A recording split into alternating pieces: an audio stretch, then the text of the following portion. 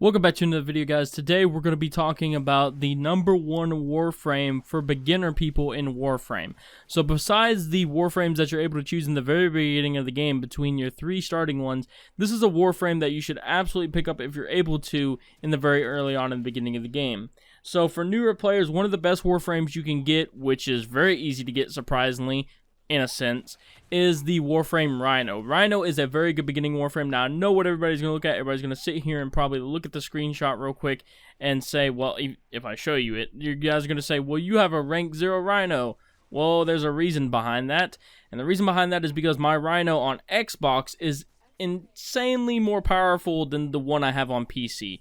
The one on PC I actually just got. I decided to go through the game without using Rhino to see how much more difficult it would be, and it actually was more difficult.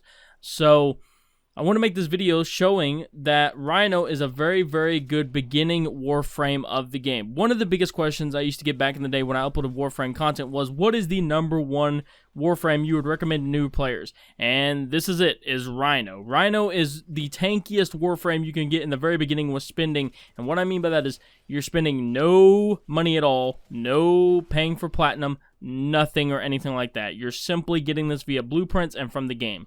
So in order to get Rhino, you literally have to just go to Venus and then just farm Vasa, which is, other people know it as the Jackal Assassination Mission.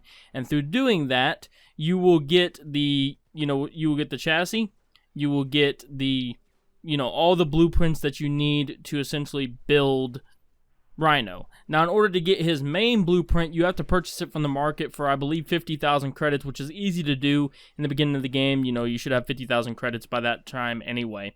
So Rhino is very good for a very specific reason, and the fact being that Rhino is very, very good early on game for survivability, as well as he's actually even good in the Void when it comes down to it, and a little bit later on game. However, if you're going to be doing something insane, such as let's say you're going to be doing crazy insane tiers where you're going to be facing level 300 enemies and stuff, probably maybe Rhino will definitely struggle at that point. But that's not what this video is about.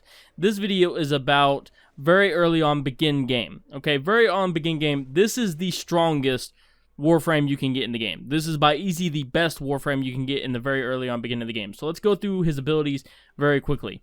We have Rhino Charge. Rhino Charge is not going to be one of the biggest abilities you're going to be using with Rhino, to be 100% honest.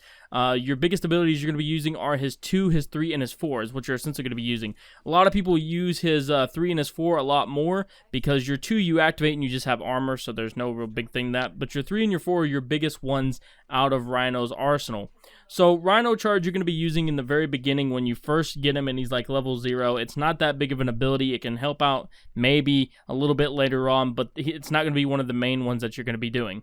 Rhino is also a Warframe that is mainly built for, survivability. So what you want is a lot of health with also a lot of shield and shield regeneration. These are the main things that you want to be going on in the very beginning when you get him. You want to do health, and you also want to do shield as well. You want to make sure that you can take a lot of damage and dish out damage as well. Iron Skin is going to be very good for surviving just in general. Don't really need to go over that. It's very good to survive with. Roar is going to increase your damage. Roar is very good if you have people who have really, very strong melee weapons early on in Warframe, and you use Roar, and it increases, the melee damage and everything. It goes insane, and you can one-hit essentially almost everything. It's crazy, unless you're up against a boss or something like that. Your biggest thing you're going to use for AoE, though, is Rhino Stomp. When you unlock Rhino Stomp, essentially, if you have him modded correctly in the beginning, it is game over. You would just do massive destruction with this thing. But we're not talking about when you have him insanely modded. We're talking about the beginning of the game. At the beginning of the game, your main thing you're going to want to be using a lot when you first start out with him is you're going to be using Iron Skin, and eventually when you unlock it, Rhino Stomp. Really early on when you get Rhino, you really want to focus on your weapons, and you need to make sure that your weapons back up the fact that you're able to do damage, because that's how you're going to rank him up slowly. You can use Rhino Charge, however, Rhino Charge is not the best out of his arsenal that he has in terms of which one his strength is. But Rhino Charge is actually pretty good when you very early on get him. So why would you want to get Rhino? Well, the reason you would want to get Rhino, he is very tanky, he is very, very easy to survive a bunch of things, and essentially he's unkillable early, very beginning game. In terms of Warframes that you have very early on in beginning game, he is unkillable. There's essentially no way you can die unless you like go AFK or something happens where your internet lags or whatever. There's not really a way you will die with him at all whatsoever. And, you know, even if you don't necessarily know the best modding to do with Warframe, he's still pretty much golden at that point. Now, once you get to the point where you get to the later planets and stuff, you kind of need to know a little bit about modding and dealing with mods, and overall just knowing how to mod him correctly to get the most out of his effectiveness of his Rhino Stomp and his other abilities as well.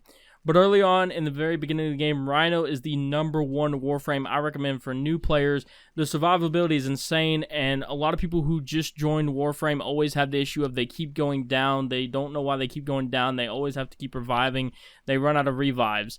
And your answer to that is Rhino. He's there to basically save the day, and you will not go down with this guy if you use your abilities correctly. Trust me. I used Rhino as my main primary Warframe on Xbox for quite a long time. I ran through the entire campaign and pretty much aced a bunch of stuff until I wound up getting Atlas. And Atlas was actually super fun. I love playing Atlas. But I don't have Atlas on PC yet. I have him on Xbox though. But Rhino is a very good Warframe to start out with in the very beginning of the game, and very good if modded correctly. Would I recommend, however, though, you know, formatting him and getting him up and stuff like that? I wouldn't really recommend it. There's a lot of other Warframes you can get later on in the game through grinding that are much, you know, worth way more formatting. And then on top of that, you know, adding the, you know, the reactor and stuff like that. If you do decide to add a reactor to him, he can be very powerful. He can last you a long time, trust me. And his survivability is insane. He's one of the best for like survival wise, just by himself doing solo in beginning. But that's it. I hope you guys enjoyed the video, guys. Thank you so much for watching, and I'll see you guys next time.